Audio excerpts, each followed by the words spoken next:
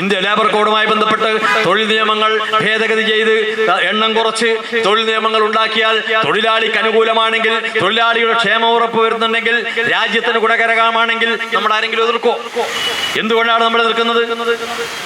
ഇന്ത്യയിലെ തൊഴിലാളി വർഗം നട്ടല് നിവർത്തി അവകാശബോധമുള്ളവനാക്കി മാറ്റിയത് വർഗപ്രസ്ഥാനമായിട്ടുള്ള ട്രേഡ് യൂണിയൻ ആയിട്ടുള്ള CITU ആണ്, ഇടതുപക്ഷ പുരോഗമന പ്രസ്ഥാനമാണ്. ആ അവകാശബോധമുള്ള തൊഴിലാളി സമരം നടത്തി നേടിയിട്ടുള്ള അവകാശങ്ങൾ നിഷേധിക്കുന്നതാണ് വർത്തമാനകാല ഇന്ത്യ. ഇങ്ങനെ ഈ തൊഴിൽ നിയമ ഭേദഗതിയിലൂടെ ലേബർ കോഡ് നടപ്പിലാക്കിയാൽ മുതലാളിക്ക്, അതിന്റെ സമ്പന്നതയുടെ മടിത്തട്ടിൽ കഴിയുന്ന മുതലാളിക്ക് ഏതു സമയവും തന്റെ ഫാക്ടറിയിൽ പണിയെടുക്കുന്ന, തൊഴിലിടങ്ങളിൽ പണിയെടുക്കുന്ന തൊഴിലാളിയെ പിരിച്ചുവിടാം. 300-ൽ താഴെ തൊഴിലാളികൾ പണിയെടുക്കുന്ന ഫാക്ടറി ഏത് സമയത്തും അവന് പൂട്ടിയിടാം. ചോദിക്കാനും പറയാനും ആളില്ല. നമുക്കൊരു ലേബർ കോർട്ടിലും പോകാൻ അവകാശമില്ല. നമ്മുടെ എല്ലാ അവകാശങ്ങളും നിഷേധിച്ചുകൊണ്ടുള്ളതാണ്. ഇത് അംഗീകരിക്കാൻ BJP എന്ന രാഷ്ട്രീയ പാർട്ടിയോട് ആഭിമുഖ്യമുള്ള BMS-കാരന് കഴിയോ? മറ്റേതെങ്കിലും രാഷ്ട്രീയ പാർട്ടിയോട് ആഭിമുഖ്യമുള്ള തൊഴിലാളി പ്രസ്ഥാനങ്ങൾക്ക് കഴിയോ? ഇത് CITU-വിന്റെ മാത്രം പ്രശ്നമാണോ? ഇടതുപക്ഷ പാർട്ടിയുടെ മാത്രം പ്രശ്നമാണോ? അതിൽ നിന്നെല്ലാം വ്യത്യസ്തമായി ഇന്ത്യൻ തൊഴിലാളിയുടെ അവകാശങ്ങൾക്ക് നേരെ അത് നിഷേധിച്ചുകൊണ്ടുള്ള സമീപനമാണ്. അതുകൊണ്ട് ഇത് ജനങ്ങൾക്കിടയിൽ, തൊഴിലാളികൾ മാത്രമല്ല, കൃഷിക്കാരൻ, തൊഴിലാളികൾ ഉൾപ്പെടുന്ന സമൂഹത്തിലെ സമസ്ത വിഭാഗം ജനങ്ങളെയും സഹകരിപ്പിച്ചുകൊണ്ടുള്ള അത്യുജ്വലമായ പോരാട്ടമല്ലാതെ, പ്രതിഷേധമല്ലാതെ, പ്രക്ഷോഭമല്ലാതെ മറ്റൊരു കുറുക്ക് വഴിയും ഇന്ത്യൻ തൊഴിലാളിയുടെ മുന്നിലില്ല. കാരണം എത്രയോ ജനവിരുദ്ധമായ, തൊഴിലാളി വിരുദ്ധമായ നിയമങ്ങളും നടപടികളിലേക്കും ഇന്ത്യൻ ഭരണവർഗം പോയപ്പോഴൊക്കെ അതിനെതിരായി ശക്തമായിട്ടുള്ള പ്രതിരോധവും പ്രതിഷേധവും സംഘടിപ്പിച്ചുകൊണ്ട് തന്നെയാണ്, അങ്ങനെ സമര വിജയത്തിലൂടെ തന്നെയാണ് തെറ്റായ പല തീരുമാനങ്ങളിൽ നിന്നും ഭരണാധികാരി വർഗത്തെ പിൻവാങ്ങാനുള്ള നിർബന്ധം ചെലുത്താൻ നമുക്ക് കഴിഞ്ഞിട്ടുള്ളത്. ആ രീതിയിലേക്കുള്ള ഒരു സമ്മർദ്ദ ശക്തിയായി ഇന്ത്യൻ തൊഴിലാളി വർഗം മുന്നോട്ടേക്ക് വരേണ്ടുന്ന ഒരു ഘട്ടത്തിലാണ് സുരേന്ദ്രൻ രക്തസാക്ഷി ദിനം ഇത്തവണ നമ്മൾ ആചരിക്കുന്നത്. BJP-യെ സംബന്ധിച്ചിടത്തോളം നമുക്ക് എല്ലാവർക്കും അറിയാവുന്നതുപോലെ ഈ കഴിഞ്ഞ വർഷങ്ങളിൽ ജനാധിപത്യത്തിനെതിരായി, മതനിരപേക്ഷതയ്ക്കെതിരായി നടത്തിയിട്ടുള്ള അത്യന്തം ഹീനമായിട്ടുള്ള ശ്രമങ്ങളുണ്ട്.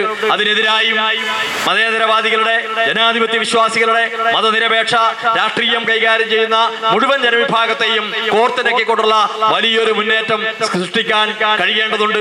അപ്പൊ ഇന്ത്യൻ രാഷ്ട്രീയത്തിൽ എല്ലാ തലത്തിലും മതനിരപേക്ഷതയും സോഷ്യലിസവും എല്ലാം തന്നെ വെല്ലുവിളിക്കപ്പെടുകയാണ്.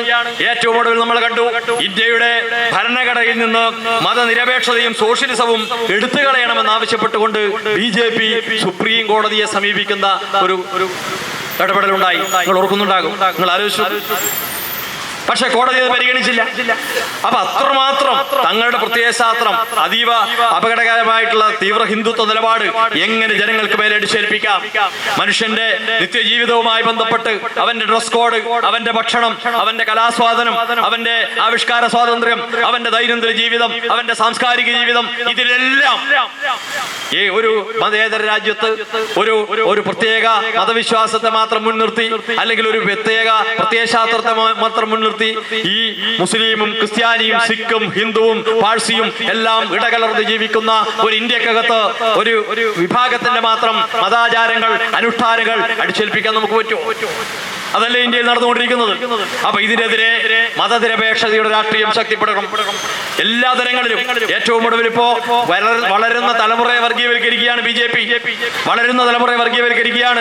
പാഠപുസ്തകങ്ങളിൽ നിന്ന് ജനാധിപത്യ, മതേതര, ശാസ്ത്രീയമായ ഉള്ളടക്കമുള്ള പാഠ്യഭാഗങ്ങൾ നീക്കം ചെയ്യുകയാണ്. ഇന്ത്യയുടെ സാമൂഹ്യ ചരിത്രത്തിൽ, ചരിത്ര വിഷയങ്ങളിൽ ഒരു കാലഘട്ടത്തിലെ ഇന്ത്യയിലെ ഏറ്റവും പ്രധാനപ്പെട്ട ഭരണകാലയളവ് ഇന്ത്യൻ ഭരണാധികാരികളുമായി ബന്ധപ്പെട്ട് മുഗൾ ചക്രവർത്തിമാരുടെ ഭരണകാലഘട്ടമായിരുന്നു. അക്ബറുണ്ട്, ഷാജഹാനുണ്ട്, ബാബറുണ്ട്, ഹുമയൂണുണ്ട്, ഔറംഗസീബുണ്ട്. അങ്ങനെ വലിയ വലിയ മുഗൾ ചക്രവർത്തിമാരുടെ ഒരു നിര തന്നെയുണ്ട്. ആ മുഗൾ ചക്രവർത്തിമാരുടെ ഒരു ഭരണകാലയളവ്, അക്ബറുടെ കാലഘട്ടം എന്ന് പറയുന്നത് മുസ്ലിം ഭരണാധികാരിയാണെങ്കിൽ പോലും ദീനിലാഹി എന്നുള്ള മതം തന്നെ രൂപീകരിച്ച് മതസൗഹാർദ്ദത്തിന്റെ ഗീതികയുമായി ജനങ്ങൾക്കിടയിൽ പ്രവർത്തിച്ചിട്ടുള്ള ഭരണാധികാരിയാണ്. ഒട്ടേറെ ഭരണപരിഷ്കാരങ്ങൾ ഇന്ത്യയിൽ നടപ്പിലാക്കിയിട്ടുള്ള ഭരണാധികാരിയാണ്. പക്ഷേ മുസ്ലിം നാമധാരിയായി അല്ലെങ്കിൽ മുസ്ലിമായി പോയി എന്നുള്ളത് കൊണ്ട് ആ ഒരു മുഗൾ ഭരണ കാലഘട്ടം തന്നെ പുതിയ കുട്ടികൾ പഠിക്കേണ്ടതില്ല എന്നാണ് BJP നേതൃത്വം നൽകുന്ന കേന്ദ്ര ഭരണാധികാരികളും അതിന്റെ പാഠപുസ്തകങ്ങൾ തയ്യാറാക്കുന്ന സിലബസ് പരിഷ്കരണ ബോർഡ് തീരുമാനിക്കുന്നത്. എങ്ങനെയാണ്? എങ്ങനെയാണ് ഇന്ത്യയിൽ മുന്നോട്ട് പോവുക? അപ്പൊ പാഠ്യപദ്ധതിയിൽ അതുപോലെ തന്നെ സൈന്യത്തെ എങ്ങനെ വർഗീയവൽക്കരിക്കാൻ കഴിയും? അതുപോലെ ചരിത്രം, അതുപോലെ സാംസ്കാരികം, വിദ്യാഭ്യാസം, ഈ പ്രധാനപ്പെട്ട സ്ഥാപനങ്ങളുമായി ബന്ധപ്പെടുന്ന എല്ലാ അതിന്റെ മേലധികാരികളും RSSന്റെയും സംഘപരിവാറിന്റെയും തിട്ടൂരം നടപ്പിലാക്കുന്ന ഉദ്യോഗസ്ഥന്മാരെ അവിടങ്ങളിലെല്ലാം നിയമിക്കുകയാണ്. IAS-കാരെ വർഗീയവൽക്കരിക്കാൻ എങ്ങനെ കഴിയുമെന്നാണ് നോക്കുന്നത്. IPS-കാരെ വർഗീയവൽക്കരിക്കാൻ കഴിയുമെങ്ങനെയാണ് നോക്കുന്നത്. ഈ രീതിയിലേക്കാണ് ഇന്ത്യയുടെ ഭരണ നിർവഹണവുമായിട്ട് BJP മുന്നോട്ട് പോകുന്നത്. അത്യന്തം അപകടകരമായ സാഹചര്യമാണ് ഇന്ത്യൻ ജനാധിപത്യവും മതേതരത്വവും നേരിടുന്നത്. ഇതിനെ പ്രതിരോധിക്കാൻ ഇടതുകരുത്ത് വർദ്ധിപ്പിക്കുകയല്ലാതെ നിർവാഹമില്ല. ആ ഇടതുകരുത്ത് വർദ്ധിപ്പിക്കാൻ ഏറ്റവും നിർണായകമായ സംഭാവന ചെയ്യാൻ കഴിയുന്ന കൊച്ചു സംസ്ഥാനം ഈ കേരളമാണ്, ചെറുതെങ്കിൽ പോലും. കാരണം ഇവിടെ വർഗീയ സ്വാസ്ഥ്യങ്ങളില്ല. ഉത്തർപ്രദേശിനും മധ്യപ്രദേശിനുമുള്ള വടക്കേ ഇന്ത്യ സംസ്ഥാനങ്ങളിൽ, ഗ്രാമ നഗര പ്രദേശങ്ങളിൽ സ്വതന്ത്രമായി ഇതുപോലൊരു യോഗം, എല്ലാ മതത്തിലും പെട്ട, എല്ലാ ഭാഷയും സംസാരിക്കുന്ന എല്ലാവരും ചേർന്ന ഒരു യോഗം നടത്താൻ ഇന്ന് സ്വാതന്ത്ര്യമുണ്ടോ? ഒരു യോഗം നടത്താൻ കഴിയുമോ ഈ ജനാധിപത്യ സമൂഹത്തിൽ, വടക്കേ ഇന്ത്യ സംസ്ഥാനങ്ങളിൽ? എന്നാൽ അതിൽ നിന്ന് വ്യത്യസ്തമാണ് കേരളം. സ്വൈര ജീവിതം ഉറപ്പുവരുത്താൻ, ക്രമസമാധാന പരിപാലനം ഉറപ്പുവരുത്താൻ, വർഗീയ കലാപമില്ലാത്ത, വർഗീയ സ്വാസ്ഥ്യമില്ലാത്ത, അതിന്റെ അപകടകരമായ തലങ്ങളിലേക്ക് പോകാതെ ഈ കൊച്ചു കേരളത്തിലെ മുഴുവൻ ജനവിഭാഗത്തെയും ദേശീയ ഐക്യത്തിന്റെ ചരടിൽ കോർത്തിണക്കിക്കൊണ്ട് അവരെ എല്ലാം മതസൗഹാർദ്ദത്തിന്റെ അടിത്തറയിൽ നിർത്തിക്കൊണ്ട് മതനിരപേക്ഷ കേരളമായി കൊച്ചു കേരളത്തെ നിലനിർത്താൻ കഴിയുന്നതോ വർഗീയ ഫാസിസ്റ്റ് നിലപാടുകൾക്കെതിരെ, വർഗീയതക്കെതിരെ അതിശക്തമായിട്ടുള്ള മതേതര നിലപാട് സ്വീകരിക്കുന്ന രാഷ്ട്രീയ ഇച്ഛാശക്തിയുള്ള ഒരു ഭരണ സംവിധാനം കേരളത്തിൽ ഉണ്ട് എന്നുള്ളത് കൊണ്ടാണ്. അതാണ് ഈ കേരളത്തിന്റെ പ്രത്യേകത. അപ്പൊ സാമൂഹ്യ അന്തരീക്ഷത്തിൽ വർഗീയതക്കെതിരെ ഏറ്റവും ശക്തമായ നിലപാടെടുത്തുകൊണ്ടാണ് നമ്മൾ പോകുന്നത്. അപ്പൊ ഇനിയും വർഗീയതക്കെതിരെ പോരാടുന്ന പോർമുഖങ്ങളിൽ ഉദിച്ചുയരുന്ന രക്തനക്ഷത്രങ്ങളായിട്ടുള്ള നിരവധി ചെറുപ്പക്കാർക്കെതിരെ കടന്നാക്രമണങ്ങൾ ഇനിയും വന്നേക്കാം.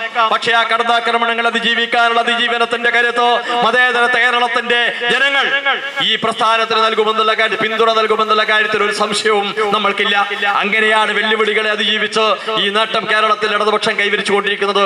മതേതരത്വം നിലനിർത്തുന്നതിൽ, ജനാധിപത്യം സംരക്ഷിക്കുന്നതിൽ, അതിലുപരിയായി ജാതിരഹിതവും മതനിരപേക്ഷവുമായ ഒരു കേരളീയ സമൂഹ സൃഷ്ടിക്ക് വേണ്ടിയുള്ള ഒരു ജനതയുടെ, ഒരു നാടിന്റെ മുന്നേറ്റത്തിന്റെ ഗതിവേഗം വർദ്ധിപ്പിക്കാനുള്ള ഏറ്റവും ശക്തമായ ഇടപെടലാണ് വർത്തമാനകാല കേരളത്തിലെ ഇടതുപക്ഷ രാഷ്ട്രീയ മതനിരപേക്ഷ പ്രസ്ഥാനം നടത്തിക്കൊണ്ടിരിക്കുന്നത്.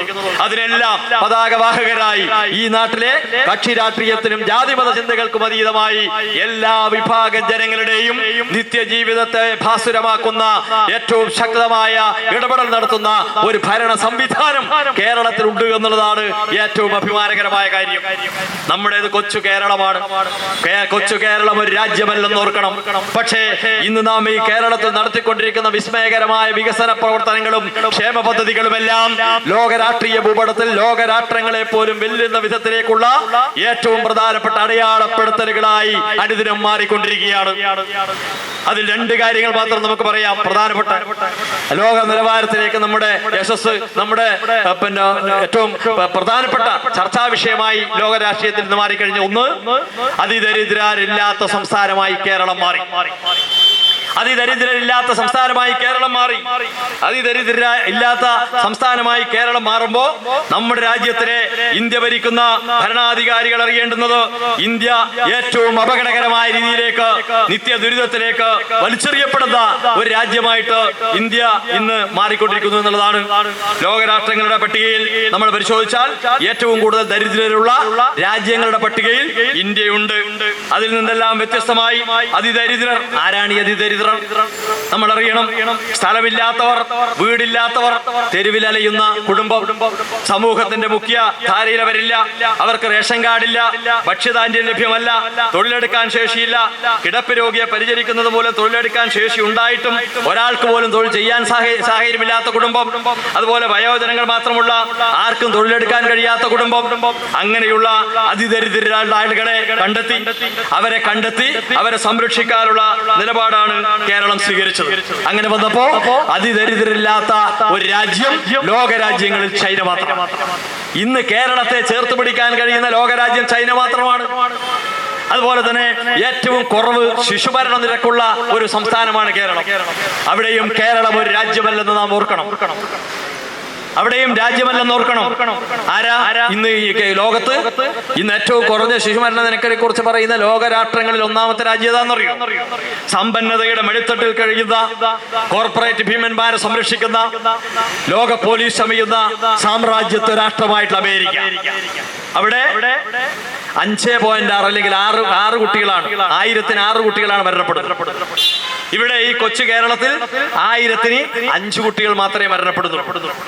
അപ്പൊ ഒരു സമ്പന്നതയുടെ മടിത്തട്ടിൽ കഴിയുന്ന എല്ലാ പുരോഗതിയും എല്ലാ വികസനവും അല്ലെങ്കിൽ വികസിത മുതലാളിത്ത രാജ്യമായിട്ടുള്ള അമേരിക്കയെ പോലും വെല്ലുവിളിച്ചുകൊണ്ടാണ് നമ്മുടെ ഈ കൊച്ചു രാജ്യം ഏറ്റവും കുറഞ്ഞ ശിശുമരണ നിരക്കുള്ള സംസ്ഥാനമായിട്ട് ഈ കൊച്ചു കേരളത്തെ നമ്മൾ മാറ്റിയത്.